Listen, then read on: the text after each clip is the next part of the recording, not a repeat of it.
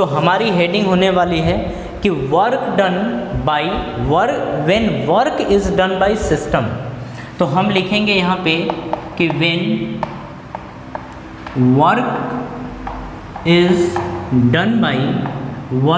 Done by system, और work is done by system का मतलब होता है बाय इलेक्ट्रिक फील्ड। ये बात समझ में आ रही है? अब समझिएगा यहाँ से।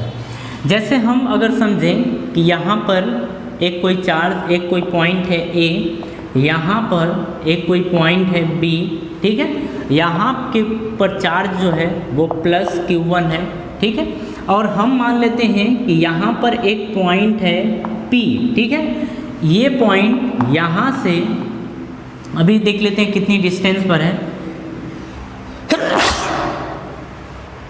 सॉरी, चलो अब हम क्या करते हैं, यहाँ पे -Q2 चार्ज है, ठीक है। अब क्या होता है कि इसको उठा के यहाँ पे ले आना है, तो देखिए हमें लाना नहीं पड़ेगा, ये पॉजिटिव चार्ज है, इसको खुद अपनी तरफ खींच लेगा। बात समझ में आ रही है? तो वर्क किसके द्वारा होगा? सिस्टम के द्वारा होगा। तो अब कुछ चीज़ें और इसमें देखनी होती हैं, वो देख लेते हैं। हम देख लेते हैं कि P से A की जो डिस्टेंस है वो RA के बराबर है, A से जो B की डिस्टेंस है वो RB के बराबर है, ठीक है। अब हमें देखना है कि इसको यहाँ से यहाँ तक अगर ये चार्ज पार्टिकल यहाँ से यहाँ तक आता है तो फिर पोटेंशियल एनर्जी में चेंज कितना होता है, ठीक है, या वर्क कितना करना पड़ता है सिस्टम के द्वारा, वो हमें देखना है। अब यहाँ पे देखिए सॉल्व करने का क्या तरीका है। हम मान लेते हैं कि इससे ये कुछ इधर की तरफ आता है, ठीक है, और जब इधर की आता है तो यहाँ से ये डिस्टेंस पड़ जाती है x यूनिट के बराबर, ठीक है। लेकिन हम क्या करते हैं, हम यानी कि जो इसके द्वारा किया जाएगा सिस्टम के द्वारा, इस चार्ज पार्टिकल के द्वारा, वो हम बोलते हैं कि यहाँ था लेकिन डिस्प्लेसमेंट बहुत थोड़ा सा और हो गया, डिस्प्लेसमेंट इधर की तरफ थोड़ा सा और हो गया, और इस डिस्प्लेसमेंट को अपन नाम दे देते हैं dx के बराबर, ठीक है। अब देखिए चार्ज पार्टिकल ये यहाँ पे आया है और यहाँ पे आने के बाद बहुत थोड़ा सा डिस्प्लेसमेंट हुआ है, तो वर्क भी किया जाएगा बहुत थोड़ा सा और dw के बराबर, ठीक है। अब यहाँ पे समझिए आगे की बातें। अगर हम dw की बात करें तो ये होता है फोर्स इनटू डिस्प्लेसमेंट, यानी फोर्स डॉट डिस्प्लेसमेंट, ये होता है वर्क डन। अगर हम फोर्स की बात करें तो देखिए जब ये चार्ज पार्टिकल यहाँ पे है तो इसके और इसके बीच में कितना फोर्स लगेगा, तो ये होगा K, यहाँ का चार्ज है Q1, यहाँ का चार्ज है Q2, जो ये चार्ज पार्टिकल यहाँ आया है तो Q2 अपॉन इन दोनों के बीच की डिस्टेंस है x, तो ये आ जाएगा x का स्क्वायर, तो K Q1 Q2 by x का स्क्वायर, ठीक है ये बात।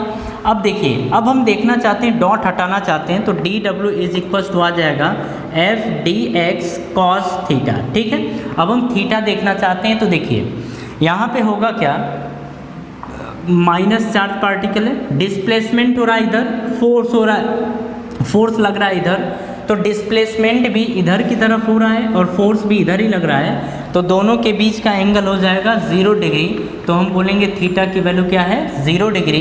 अब यहाँ पे पुट करेंगे तो dw is equal to f dx cos 0, और cos 0 की वैल्यू क्या होती है 1, तो dw इज इक्वल टू आ जाएगा f dx के बराबर। तो ये आ गया है वर्क डन, ठीक है। लेकिन वर्क डन हमें इतने पार्ट का थोड़े निकालना है, हमें वर्क डन तो कंप्लीट पार्ट का निकालना है, मतलब यहाँ से जब यहाँ तक लेके आते हैं तो वर्क कितना करना है पड़ता है, ये चीज़ हमें कैलकुलेट करनी है, ठीक है।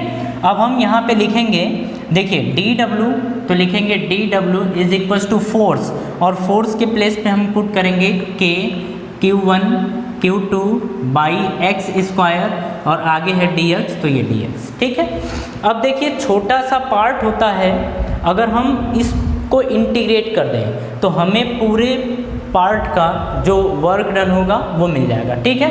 तो अब हम इसको करते हैं इंटीग्रेट। देखिए अब यहाँ पे इनिशियली कहाँ था, इनिशियली A से RA डिस्टेंस पर था, तो इनिशियली A से RA डिस्टेंस पर था। और जब RA डिस्टेंस यानी कि जो चार्ज पार्टिकल यहाँ था तो वर्क करना पड़ा था 0, लेकिन क्योंकि हमने कोई वर्क नहीं किया था, ठीक है। लेकिन जब ये चार्ज पार्टिकल यहाँ से यहाँ आ जाता है तो ये कितनी डिस्टेंस पर होता है, RB। तो ये फाइनली कहाँ पे है, RB पे। तो हम मान लेते हैं कि वर्क करना पड़ता है W के बराबर, ठीक है। तो dW का इंटीग्रेशन होगा W, और ये हम लिमिट रखेंगे 0 से W इज इक्वल्स टू, देखिए K Q1 Q2 कांस्टेंट है, तो K Q1 Q2 बाहर आ जाएगा। अब देखिए अंदर क्या बचेगा, अंदर बचेगा 1/x²। तो x² को हम ऊपर लेके जाएं तो x की पावर -2 और ये dx, और ये आ जाएगा RA, और ये है आपका RB, ठीक है। देखिए upper limit minus lower limit यानी W - 0 is equals to K Q1 Q2। अब देखो इसका इंटीग्रेशन जब करेंगे तो यहाँ पे देखिए x की पावर -2 का इंटीग्रेशन होगा, ये x की पावर -2 + 1 /-2 + 1, यानी कि ये आ जाएगा x की पावर -1 /-1, ठीक है।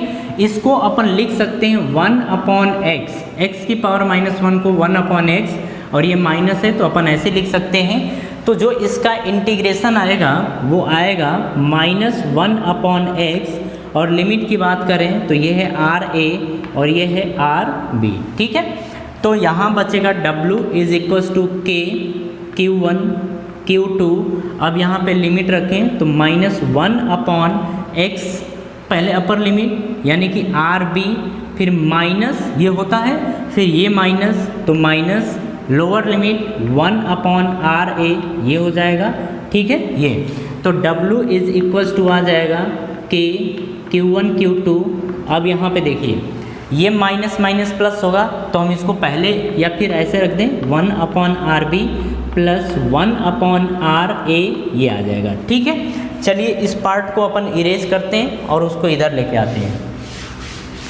तो देखिए यहाँ से अपन लिखेंगे, इसी चीज़ को हम लिख रहे हैं कि W इज इक्वल्स टू आ गया है K Q1 Q2। अब इसको हम लिख सकते हैं 1/RA - 1/RB, ठीक है, ये आ जाएगा। तो ये क्या आ गया है, ये आया है वर्क डन, ठीक है। लेकिन हमें देखना है पोटेंशियल एनर्जी। तो देखो del U is equals to लिखेंगे अपन यहाँ पे माइनस वर्क डन, ठीक है, यही W। तो इज इक्वल्स टू आ जाएगा माइनस, और वर्क डन कितना हुआ है K Q1 Q2। अब ये आ जाएगा 1/RA - 1/RB, ठीक है।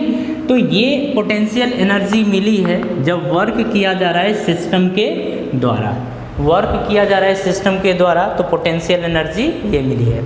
तो देखिए वर्क डन था तो वर्क डन पॉजिटिव था, वर्क डन कैसा था, पॉजिटिव, और देख रहे हैं कि पोटेंशियल एनर्जी कैसी आ गई है, निगेटिव। तो ये बात समझ में आई। तो इस तरीके से इसे देखा जाएगा। तो आप सभी लोग फॉर्मूले अच्छे तरीके से ध्यान रखिएगा।